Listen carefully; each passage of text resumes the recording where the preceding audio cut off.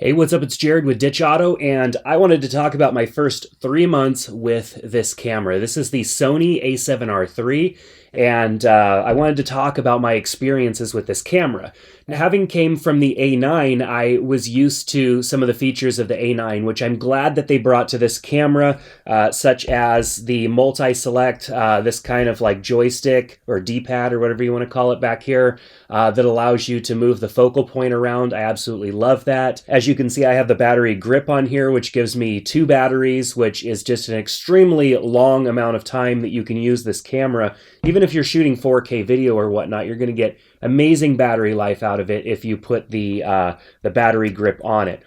Plus, for me, I have a bigger hand, and the battery grip just gives me a little bit more to hold on to, and I feel that I need that. Especially when I'm doing long events that are all day for multiple days. Not having enough grip on the camera actually gives me a little bit of fatigue in the lower part of my hand. So I absolutely like having a battery grip on there, even though it does add to the weight. But having the extra battery in there means pretty much all day battery life for me, especially if I'm shooting predominantly photos. I've been able to get 2 days worth of battery life out of this camera, shooting, a ton of photos every day. Around 1,000, 1,200 photos a day, I'm able to get out of this in 2 days without changing the batteries or even charging them. So I'm going to talk about a couple of things that I really like about this camera. I love the fact that it has USB-C in the side of the camera here.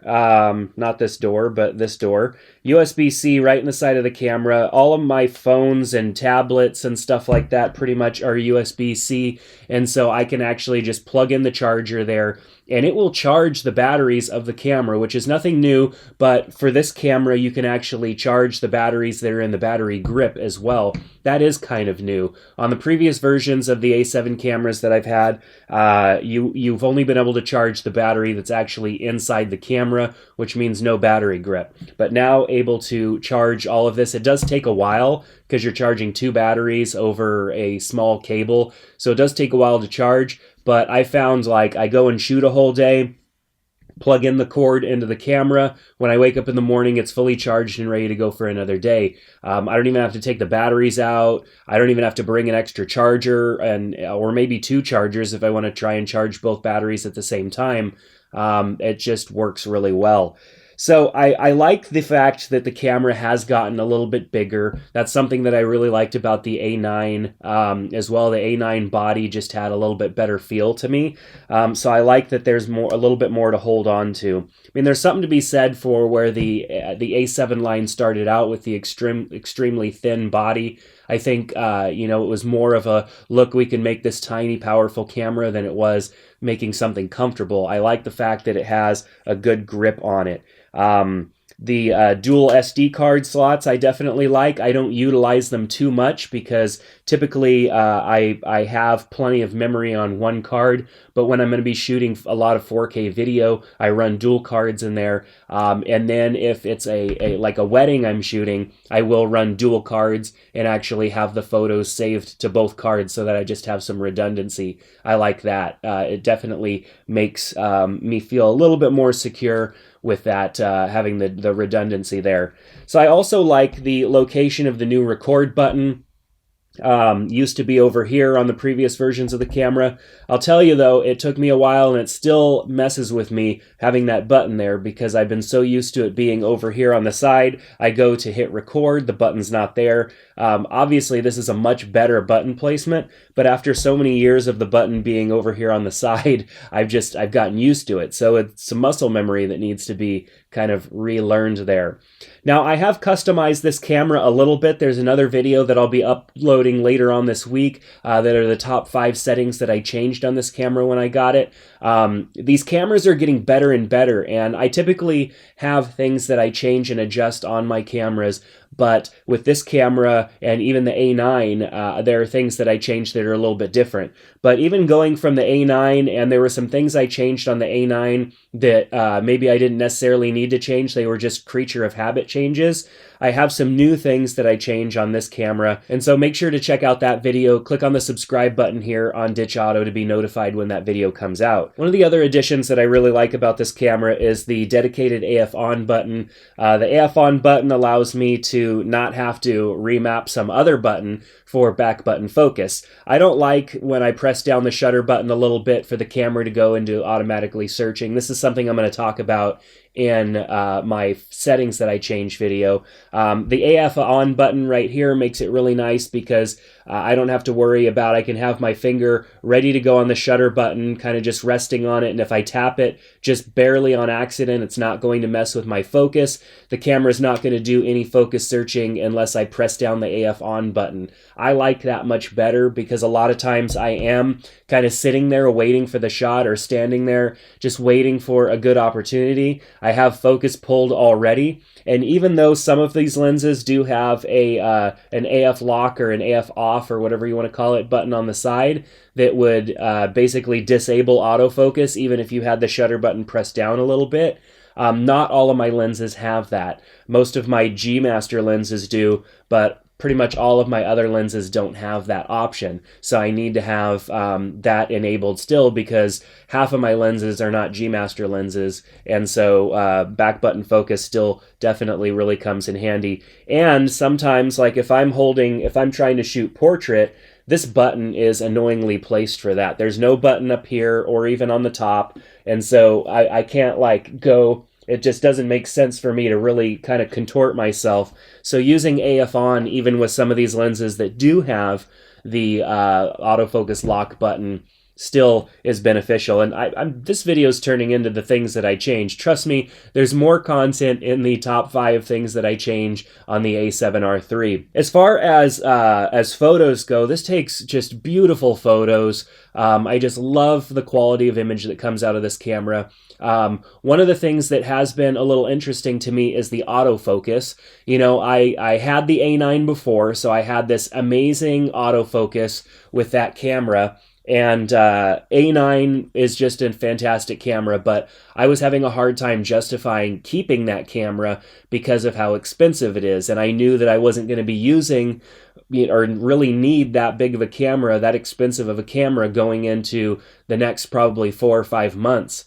So I decided to sell it and keep this camera. This camera is a bit cheaper. It's not much cheaper, but it is a bit cheaper. And it does a lot of the things that the A9 does. What I didn't realize and didn't think was going to be such a big issue is how much better the A9 is at autofocus than this camera. Now, the A7R III does a fantastic job at autofocus, but it definitely does some things that are a little bit weird to me. It has some things that you're going to have to turn off just because focus, and it really depends on what you're shooting at the time, but sometimes focus can get messed up. Like the face detection is actually really good, but if there's anything weird that happens with faces, it may auto-detect another face and kind of mess things up. So it's not perfect in that situation. I had a scenario where I was taking some photos yesterday, actually, and one face the face that I wanted captured, it was of kids, and hair was over the face, which I would have rather had that face captured, but it actually took focus and put it on a face in the background, which was not what was in the foreground. And so that face detection feature actually messed things up for me. And I've had in situations where that face detection, I'm taking group photos, that face detection decides to focus more on somebody in the back row than the front row. And the front row people ended up being a little bit out of focus. Now, I know that could have to do with my camera settings as well. I should be able to focus on anybody, but I tend to, as a practice, focus on the face in the center front row, and then just make sure that my depth of field is good enough that the people in the back row are still tack sharp. But that was just something that I noticed. So I tend to kind of turn that off. I mean, the face detection's great if you maybe are trying to take pictures of a kid running around and you just want to make sure you're getting their face in focus, but I've gotten so good at using selective point focus so quickly that I don't necessarily need that face detection. And that face detection has kind of messed me up a couple of times, so it's something that I turned off. I think I'm actually going to do a whole video on customizing the autofocus and like which autofocus settings to use for which situations, because autofocus isn't just autofocus anymore, where the camera is autofocusing on whatever. Autofocus is so much more than it used to be, and there's so many things that you can do with a camera like this with autofocus, and they all work in different ways. So another thing that I really do like about this camera is just the weight distribution with the grip. Now, without the grip, of course, it becomes very heavy lens side. With the weight distribution, with the heavier batteries, the little bit bigger batteries, the little bit beefier camera, it's much more balanced in the hand now, and I really like that. When you're shooting a long day, all day long, it's good to have a camera that's balanced, that isn't kind of leaning in one direction or another, putting a lot of weight on one hand or something like that. This is a good package right here, and this is the 85mm G Master lens. I often shoot with this lens, but the 2470 G Master, a lot of the other G Master lenses are well balanced with this camera.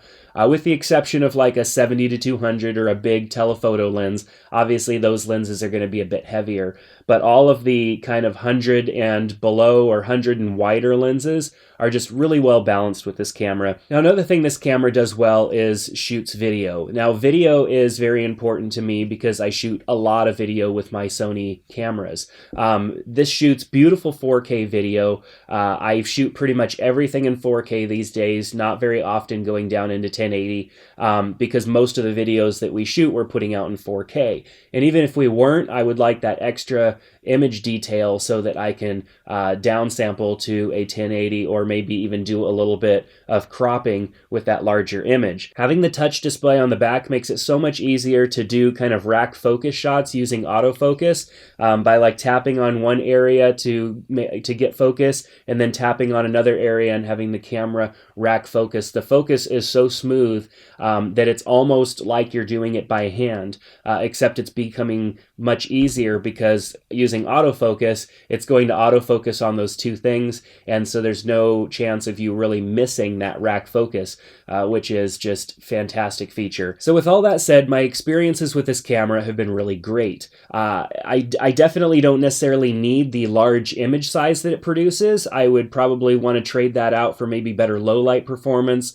or maybe some additional performance with the autofocus. But I really do like this camera, and I'm glad that I spent some time with it. It's a valid upgrade from the a7R II, which came out a couple of years ago, and I shot with that camera for basically since it first came out until I got this one. So the a7R II is a great camera, and a lot of people have wondered if the a7R III is a valid upgrade. And after 3 months, I could say that it definitely is. Not only just is it faster and better at standard camera operation, but adding in the dual SD card, having the multi-select on the back for focus, moving around the focus point, having the touch screen, those are all things that are just game changers for me. The bigger battery is definitely a huge plus as well. So I am really looking forward to getting my hands on an a7 III and spending some time with that. What I do miss about the A9 is the autofocus that it had. I feel like the autofocus on the A9 is just the best autofocus on any camera out right now. It's absolutely fantastic, and there are just a lot of things that I like about that camera. However, I am glad that I got this camera and have spent time with it, because this camera does have a specific place in the whole product lineup for the Alpha series cameras, and that is the higher megapixel producing image. I mean, if you need an image that's that large, 40 plus megapixels, then this is the camera for you. If you are wanting maybe a little bit more performance out of your camera as far as autofocus and low light performance, you could probably wait around for the a7 III. It's going to be a fantastic camera, and I should be receiving mine any day now. So I look forward to coming back and sharing the details on that camera with all of you. So I hope that you enjoyed this video. I've spent a lot of time with this camera and do absolutely love it. I've shot some events with it. I've shot some holiday stuff with it with my family, and it's just been a really good camera. I think that it is well worth the money. Sony definitely, deserves the price that they're getting for this camera, and it does perform really well. I just think that and it'll be interesting when I get my hands on that a7 III just to see the differences there, how much that camera really relates to the A9, because I do miss my A9 at this point. I just don't miss the price point of the A9.